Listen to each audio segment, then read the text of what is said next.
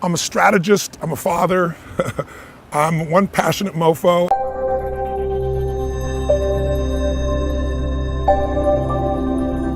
So I've had the leaders of countries, presidents of the United States, presidents of the largest companies in the world, billionaire entrepreneurs.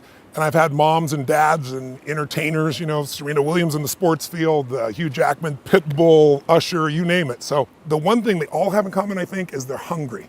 And I know that sounds simplistic, but I believe that's the single most important element that separates the quality of people's lives.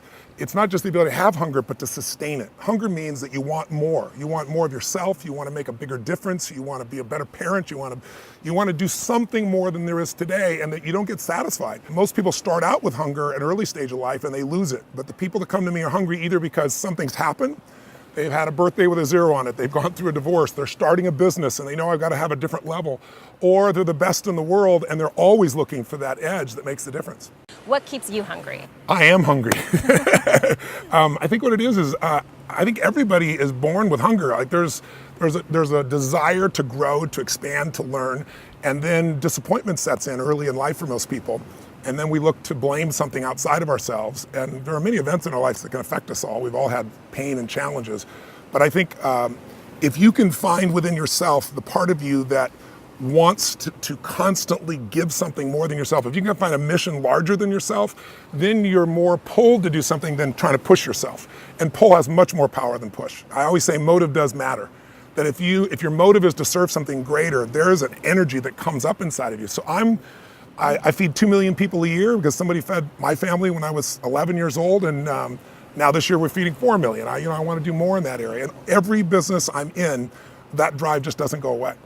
Well, it's interesting, since 2008, you've seen most large enterprise companies have really figured out how to respond to the world economic crisis at that time by cutting, right? They figured out how to cut their costs, they grew their bottom lines, and they built up their cash. And so they've done very well. But that was 5 years ago, and it's getting hard to keep cutting. You can't cut your way to growth at this point. So most major corporations are now saying, what do we do about the top line? How do we really grow revenues and sales? And so I built something called Coaching in the Cloud, which we've done for some of the most successful companies in the world. And what it does is it comes in and it revamps the sales process. You think about it, in the 1990s, you had all these companies that were re-engineering, and they said, look, we're going to go virtual and save the real estate. And all these salespeople are going to just virtualize. There weren't great tools then, there are now, Salesforce.com being one of those, right?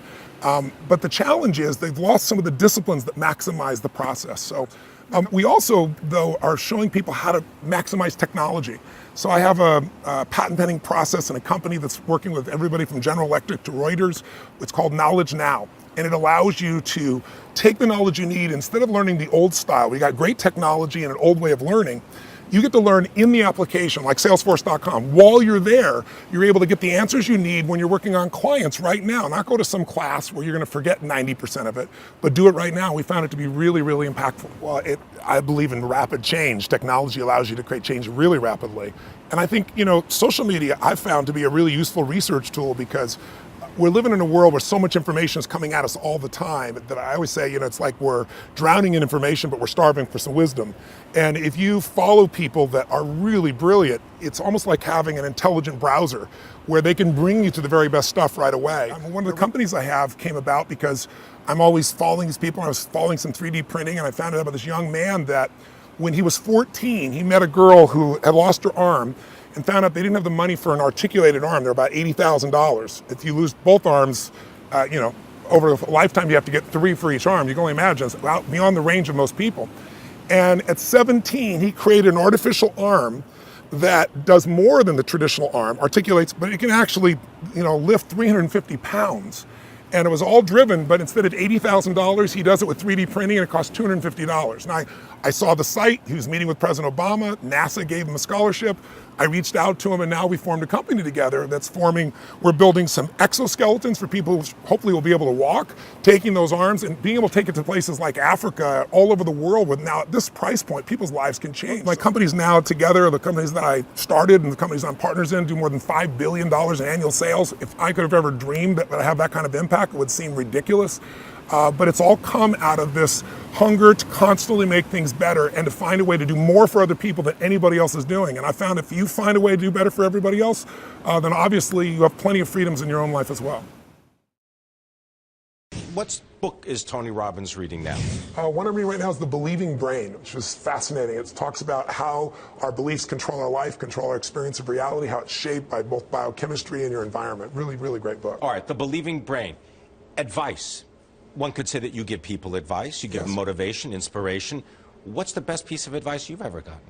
I've had so much, but I think one of the most important ones was early in my life. One of my mentors, a man named Jim Rohn, said, Tony, all you have to focus on in your life is find a way to add more value than anybody else does, and you'll never have to worry about anything. Be the person that does more for others, and life will just be anything you want out of it. It really is what it is. And he also said the way to do that is every day work harder on yourself than anything else. Because if you become more intelligent, more valuable, more skilled, you can add more value to other people.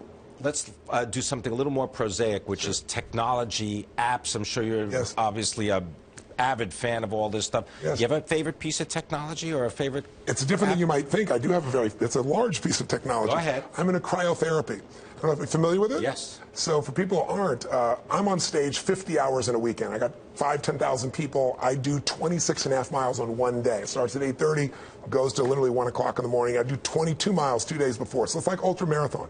I used to ice myself as I did in football, and if you ice yourself. You used to take ice baths. Yes, right? Yeah, because you have to bring the swelling down in your body.